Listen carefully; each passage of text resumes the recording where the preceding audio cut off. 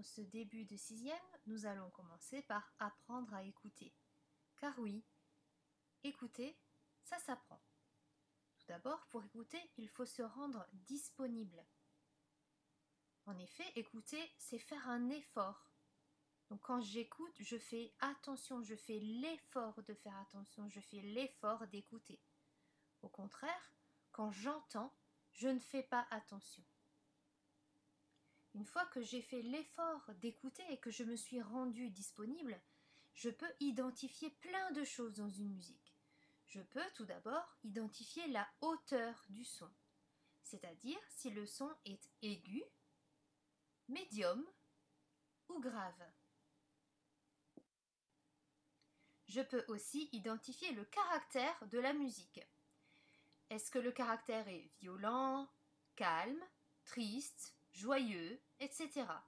En fait, c'est comme le caractère d'une personne. Je peux identifier l'intensité de la musique, c'est-à-dire son volume. Est-ce que cette intensité est faible? En musique, on dit piano. Est-ce qu'elle est forte? En musique, on dit forte. Est-ce qu'elle est de plus en plus forte? Crescendo. Ou est-ce qu'elle est de moins en moins forte? Décrescendo. Je vais aussi pouvoir identifier les instruments. En musique, on dit le timbre. On n'oubliera pas la voix, car la voix, c'est aussi un instrument.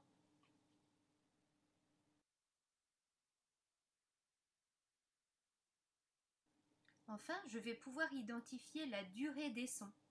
Est-ce que ces sons sont des notes courtes ou au contraire des notes longues? Aussi, apprendre à écouter, à me rendre disponible, à me concentrer, ça va me permettre de jouer à mon tour. Par exemple, en jouant sur un instrument, la pulsation, c'est-à-dire un battement régulier qui sert de point de repère pour jouer les différents rythmes.